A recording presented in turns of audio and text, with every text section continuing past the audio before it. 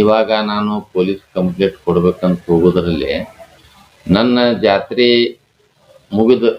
ಮುಗಿದಾಗ ಒಂದ್ಸಲ ಒಬ್ಬ ಅಂದ್ರ ಅವನ ಹೆಸರು ಹೇಳೋಕಿತನು ಪ್ರಕಾಶ್ ಬುಡ್ಶೆಟ್ಟಿ ಅನ್ನೋ ಹುಡುಗ ವ್ಯಕ್ತಿ ಬಂದು ನನ್ನ ಮಠದಾಗ ನನ್ನ ಜಾತ್ರೆ ಆದ ಮರುದಿವ್ಸೆ ಬಂದು ಸ್ವಲ್ಪ ಅವ್ರು ಏನ್ ಮಾಡಿ ಬಂದು ಆ ಪಾಪ ನಮ್ಮ ಮಠದಾಗ ಸೇವಾ ಮಾಡ್ತಕ್ಕಂಥ ವ್ಯಕ್ತಿಗೆ ಹೊಡಿದು ಬಡದು ಏನಪ್ಪಾ ಅಂತಂದ್ರ ದೌರ್ಜನ್ಯ ಮಾಡಿ ಹೋದ ಬಳಿಕ ಈಗ ನಿನ್ನೆ ದಿವಸ ಬಂದು ಒಂದು ಕೈಯಲ್ಲಿ ಕಲ್ಲು ಹಿಡ್ಕೊಂಡು ಮತ್ತ ಬಹಳ ತರ ಇದನ್ನ ಮಾಡ್ಕೊಂಡು ಒಂಥರ ಒಬ್ಬ ನಮ್ಮ PSI ಸಾಹೇಬರು ಎಲ್ಲ ಸಿಬ್ಬಂದಿ ಬಳಗ ಇದ್ದಾಗ ಅವಾಗ ಸಹಿತ ಬಂದು ಅದನ್ನ ಇದನ್ನ ಮಾಡಿದಾಗ ಅವ ಹೊಳ್ಳಿ ಹೋಗಿದ್ದ ಸಂಬಂಧ ಇವ ಪ್ರತಿದಿನ ಈ ತರ ಬರಾಕತ್ತಪ್ಪ ಅಂತಂದ್ರ ಅವನ ಹಿಂದೆ ಯಾರದಾರು ನನಗ ಅದ್ರ ಪ್ರಶ್ನೆ ನನಗೆ ಗೊತ್ತಿಲ್ಲ. ನಾ ಯಾರ್ದು ಆ ವಿಷಯ ನಾನು ತಮಗೆ ಹೇಳಕ್ ಹೋಗಲ್ಲ. ಆದ್ರೇನು ಅವ ಬಂದು ಹಿಂಗ್ ಮಾಡೋದ್ರಿಂದ ನನ್ನ ಪ್ರಾಣ ಭಯ ಅದ. ಯಾಕಂದ್ರೆ ನಾವು ಸನ್ಯಾಸಿಗಳು, ಅದಕ್ಕೆ ಆ ಟೈಮಿಗೆ ಯಾವ ಟೈಮಿಗೆ ಅವ್ರು ಏನ್ ಮಾಡ್ತಾರೋ ಏನೋ ನಮಗ್ ಗೊತ್ತಿಲ್ಲ. ಅದಕ್ಕೆ ನಮ್ಗ ರಕ್ಷಣೆ ಬೇಕು ಅಂತ ಹೇಳಿ ನಾನು ಕಾನೂನಿನ ಮೊರೆ ಹೋಗ್ಬೇಕಂತೇಳಿ ಬಂದಿದ್ದಷ್ಟೇ. ಪೊಲೀಸರ ಸಮ್ಮುಖದಲ್ಲಿಯೇ ಕಲ್ಲು ತೂರಾಟಕ್ಕೆ ನಡೆಸಿದ್ರು ಅಂತ ಹೇಳ್ತಿದ್ರಿ. ಹೌದ್ರಿ, ಪೊಲೀಸರು ಅಲ್ಲೇ ಇದ್ರಿ, ಏನೋ ಕ್ರಮ ತಗೊಂಡ್ರಿ. ಅವ್ರು ತಗೊಂಡ್ಮೇಲೆ ಅವ್ರು ತಗೊಂಡ್ಮೇಲೆ ಹೋದ. ಅಲ್ಲಿ ತನ ಅವನು ದೌರ್ಜನ್ಯ ಮಾಡ್ಕೋತೆ ಬಂದಾರ. ಹಿಂದಕ್ಕಾದ್ರೂ ಕೂಡ ಇಲ್ಲ ಸಲ್ಲದ ನನ್ನ ಮೇಲೆ ಅಪವಾದಗಳು ಸಾಕಷ್ಟು ಹೊರಿಸ್ಯಾರ.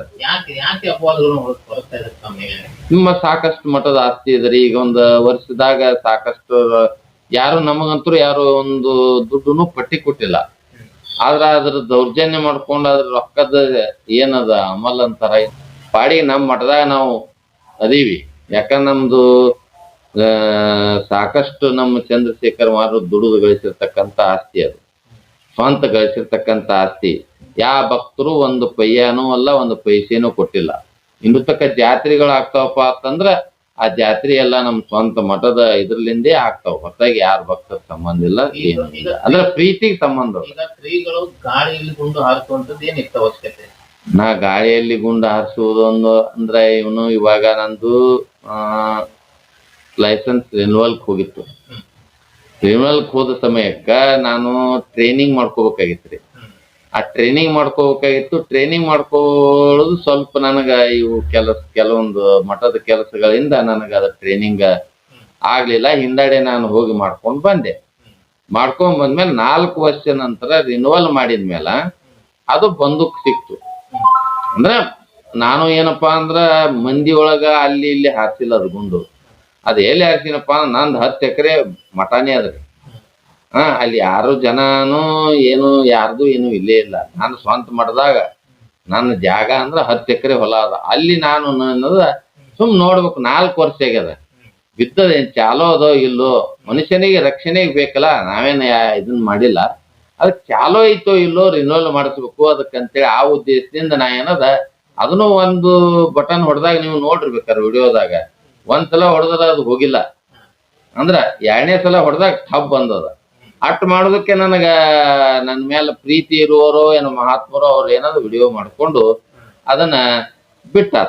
ಅಷ್ಟೇ ಗೊತ್ತು ನನಗ. ಕೆಲವೊಂದ್ ಕಡೆ ಶ್ರೀಗಳು ಕುಡಿಯದ ಅಮಲಿನಲ್ಲಿ ಗಾಳಿಯಲ್ಲಿ ಗುಂಡು ಹಾರಿಸಿದ್ದಾರೆ ಅಂತಕ್ಕಂಥ ಮಾಹಿತಿಗಳು ಎಲ್ಲ ಕಡೆ ಸುದ್ದಿ ಪ್ರಚಾರವಾಗ್ತಾ ಇದೆ. ಇದು ಎಷ್ಟರ ಮಟ್ಟಿಗೆ ಸತ್ಯಕ್ಕೆ ಸಮೀಪ ಇರುವಂತದ್ದು? ಸರ್, ನಾನು ಇದನ್ನ ಛೇದಿಸಿ ಅದ್ರ ನನಗೆ ಇದನ್ನ ಆದಾಗ ಮೋಸ ಆದಾಗ ನಾ ಅದನ್ನ ಛೇದಿಸಿ ಮಠಕ್ಕ ನಾ ಈ ಒಳ್ಳೆ ದಾರಿಯಾಗ ಹೊಂಟೀನಿ, ಒಳ್ಳೆ ದಾರಿಗೆ ಹೋಗ್ತೀನಿ ಅಂತಕ್ಕಂಥ ಪ್ರಮಾಣನೂ ಮಾಡೀನಿ.